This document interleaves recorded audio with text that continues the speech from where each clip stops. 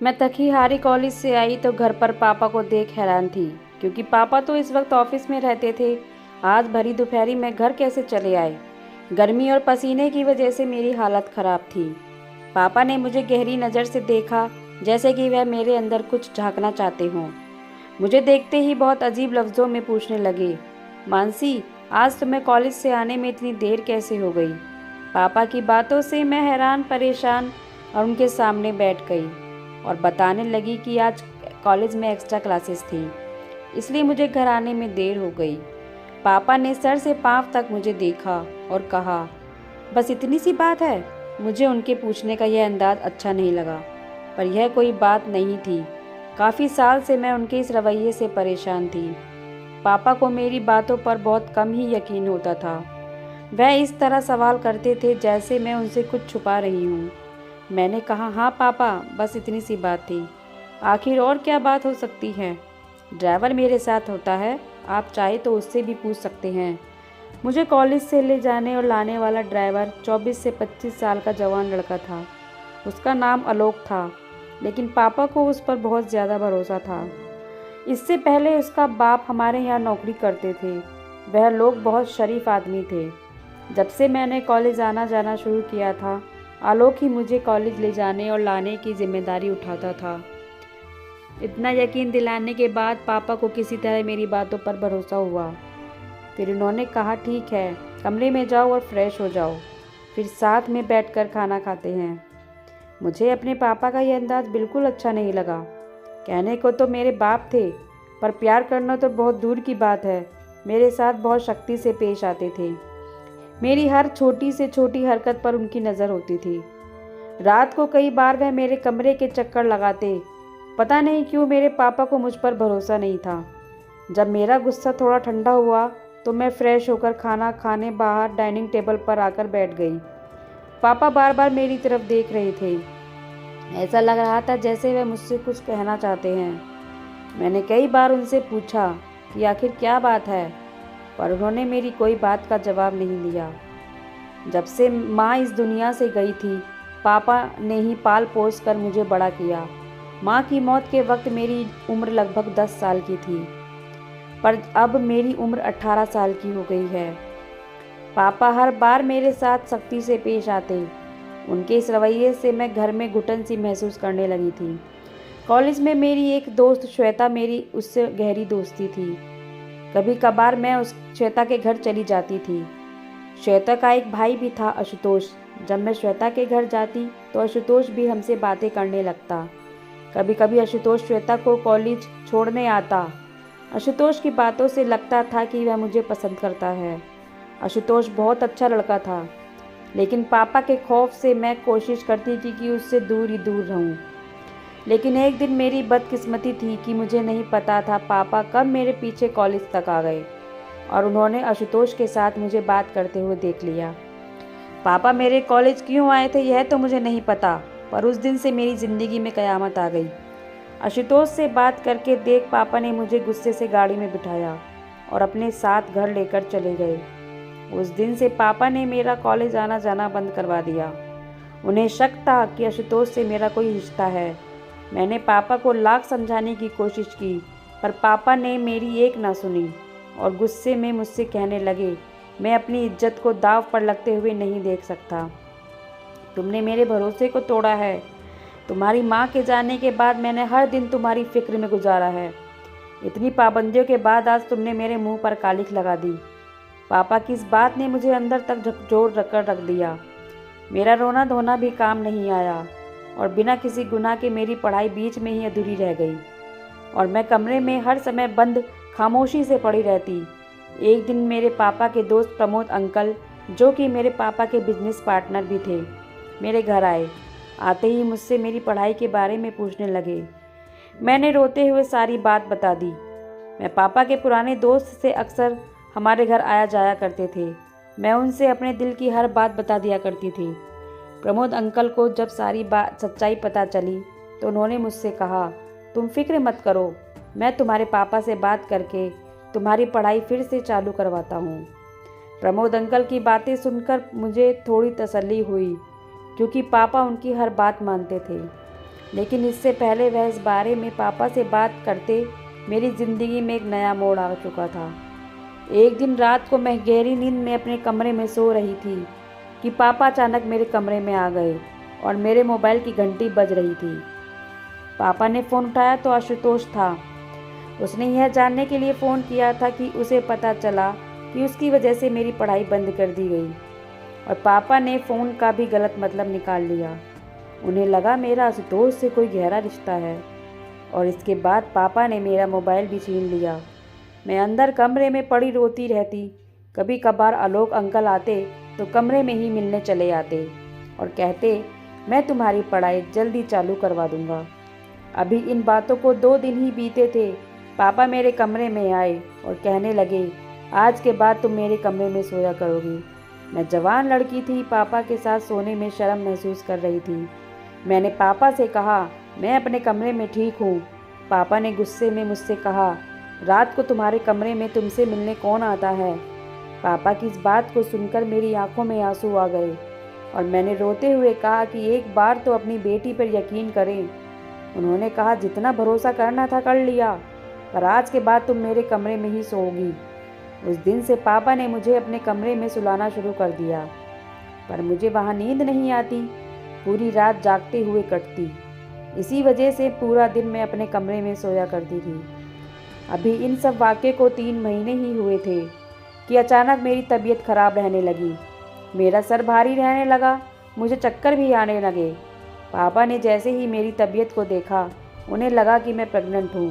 मेरी इस हालत को देखकर उन्होंने मुझसे कहा, तुम्हारे गलत काम का नतीजा हमारे सामने आ गया है। जिस बात का डर था वही हुआ। तुमने हमारे खानदान की इज्जत मिट्टी में मिला दी। अब हम कहीं मुंह दिखाने लायक नहीं रहे। पापा की ऐसी बातें सुनकर सर पर आसमान गिर पड़ा। पापा बदनामी की डर से ना तो मुझे अस्पताल ले जाना चाहते थे और ना ही किसी भी बात पर यकीन कर रहे थे। उन्होंने तुरंत प्रमोद अंकल को घर पर बुला लिया और उन्हें भी यह खबर इस तरह सुनाई, जिसे सुनकर मैं ज़मीन में धंस गई। अंकल ने मुझसे कहा, मानसी, मुझे तो लगता था कि शायद तुम्हारे पापा को कोई गलतफहमी हुई है, पर तुमने तो उनकी इज्जत मिट्टी में मिला दी। प्रमोद अंकल ने पापा को मशवरा दिया कि अगर तुम्हें लगता है कि तुम्हारी बेटी ने कोई गलत काम किया है तो रातों रात उसकी शादी करवा दो, ताकि इस बच्चे को बाप का नाम मिल जाए और यह बात ढकी रह जाए और तुम्हारी इज्जत भी बच जाए। मुझे प्रमोद अंकल से इस तरह की उम्मीद नहीं थी। मुझे लगा था शायद वह मेरी बातों को समझेंगे। प्रमोद अंकल पापा दोनों बहुत बातें ही कर रहे थे कि अचानक आलोक चाय बनाकर ले आया और पापा ने आलोक से पूछ लिया, क्या तुम मेरी बेटी से शादी करोगे। पापा की यह बातें सुनकर मैं सदमे में आ गई कि पापा ऐसा कैसे कर सकते हैं, मेरी शादी एक नौकर से, जबकि मैंने ऐसा कोई गुनाह किया ही नहीं और ना ही मैं प्रेग्नेंट थी। आलोक ने हक लाते हुए कहा, साहब आप कैसी बातें कर रहे हैं, मैं ये शादी कैसे कर सकता हूँ। पापा ने आलोक से कहा कि अगर वह मुझसे शादी करेगा तो वह उसकी ज़िंदगी बदल देंगे और उसके माँ बाप का खर्च भी उठाएंगे। पापा ने उसे कैसे न कैसे शादी के लिए तैयार करवा लिया और अगले 2 दिनों में मेरी शादी आलोक के साथ कर दी गई। मैं चाहकर भी कुछ नहीं कर पाई। पापा ने आलोक को शादी में एक फ्लैट गिफ्ट दिया और आलोक शादी करके मुझे उसी फ्लैट में ले गया। आलोक को मैंने अपना पति होने का हक नहीं दिया था। हम दोनों अलग अलग कमरे में सोते थे, बस उससे ज़रूरत की बातें होती थी। आलोक को मुझसे कोई शिकायत ही नहीं थी, बस वह मुझसे खुश रहने की कोशिश करता था। हमारी शादी को 2 महीने ही बीते थे कि मेरी तबीयत खराब रहने लगी और मेरा पेट बताने लगा कि मैं पेट से हूँ। लेकिन मुझे अभी तक भी यकीन नहीं था कि मैं पेट से हूँ, क्योंकि मैंने कोई गलत काम किया ही नहीं था। मैं प्रेग्नेंट कैसे हो सकती हूँ। लेकिन जब डॉक्टर को बताया तो मुझे पता चला कि मैं 5 महीने से प्रेग्नेंट हूँ। यह सब सुनकर मैं सन्न रह गई, क्योंकि आखिर जब मैंने कुछ किया ही नहीं था तो ये बच्चा मेरे पेट में कैसे आया। घर आने के बाद आलोक जब मेरा पहले से भी ज़्यादा ख्याल रखने लगा और मुझे हर वक्त खुश रखने की कोशिश करता। और इसी चीज़ों की वजह से शायद मुझे उससे धीरे धीरे प्यार होने लगा, क्योंकि पहली बार मैंने अपनी ज़िंदगी में किसी को अपनी हर बात मानते हुए देखा और बिना किसी स्वार्थ के मेरे पीछे लगा रहता। आलोक ने भी मेरे इस बच्चे के बारे में मुझसे कोई सवाल नहीं किया। वह निस्वार्थ और बहुत अच्छा इंसान था। जब से मुझे यह पता चला मैं 5 महीने से प्रेग्नेंट हूँ, तब से मेरे दिल में यह बात थी कि मेरे साथ जो कुछ भी हुआ यह सब मेरे पापा की ही करनी था। क्योंकि शादी से पहले जो 3 महीने में प्रेग्नेंट थी, तब मैंने हर रात अपने पापा के कमरे में गुजारी थी। मेरे दिन ऐसे ही सोचते सोचते गुजर गए और फिर 9वां महीना आ गया। मेरे पेट में दर्द हुआ, मुझे हॉस्पिटल ले जाया गया। वहाँ जाकर पता चला कि डिलीवरी का वक्त हो गया है। कुछ वक्त बाद पता चला कि मैंने एक बेटे को जन्म दिया है। डॉक्टर ने बच्चा दिखाने की कोशिश की तो मैंने मुंह फेर लिया। मैं उस बच्चे को देखना नहीं चाहती थी, जिसकी वजह से मेरी पूरी ज़िंदगी बर्बाद हो गई। आलोक ने जब देखा कि मैं उस बच्चे से नफरत कर रही हूँ, तो उसने उस बच्चे को प्यार से गोद में लिया और वही उस बच्चे को ख्याल रखने लगा। हॉस्पिटल से छुट्टी के बाद हम घर आ गए। आलोक दिलो जान से मेरी और मेरे बच्चे का ख्याल रखने लगा। मैंने आलोक से पूछा, आलोक कैसे तुम एक नाजायज बच्चे को इतना प्यार से अपना सकते हो, जबकि तुम इस बात से पूरी तरह वाकिफ़ हो कि यह बच्चा तुम्हारा नहीं। मेरी बात सुनकर आलोक खामोश हो गया और कहने लगा कि मानसी जी, मैं आपसे बहुत ज़्यादा प्यार करता हूँ।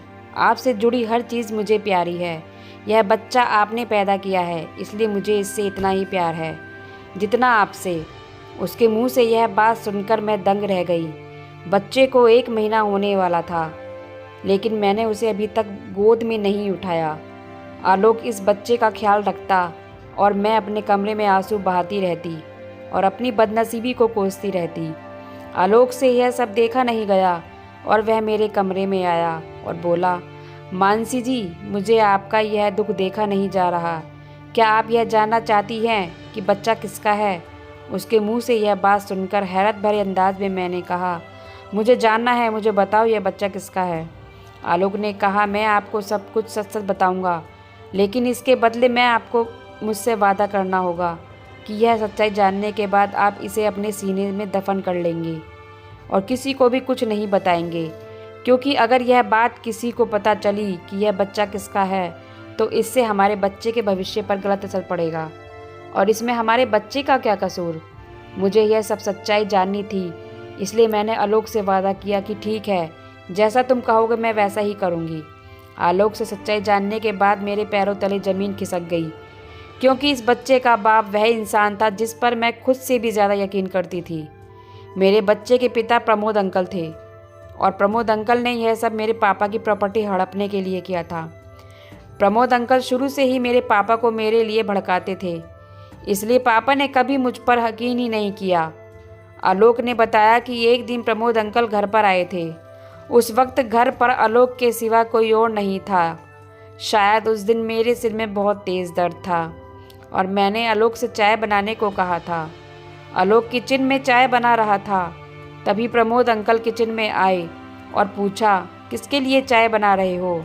जब उन्हें पता चला कि वह चाय मेरे लिए बना रहा है, तो उन्होंने आलोक को किसी काम से बाहर भेज दिया और बोले, चाय मैं दे दूँगा।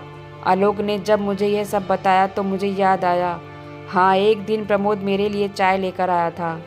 मुझे क्या पता था आप पिता समान होने के बावजूद मेरे साथ ऐसा करेंगे। मैंने भेजी जो खाकर चाय पी ली और चाय पीते ही मुझे नींद आ गई। नींद ही नहीं, मैं बेहोश हो गई थी। आलोक ने बताया कि उसे पता नहीं कुछ अनहोनी होने का अंदेश हो गया था, इसलिए काम निपटाकर घर जल्दी आ गया। पर जब तक घर आया प्रमोद काम कर चुका था और आपके कमरे से निकलते हुए शर्ट के बटन ठीक करता हुआ अपने घर चला गया। तब से प्रमोद और आपके पापा के बातों के बारे में ध्यान देता था। प्रमोद ज़्यादातर आपके पापा को आपके खिलाफ भड़काता था।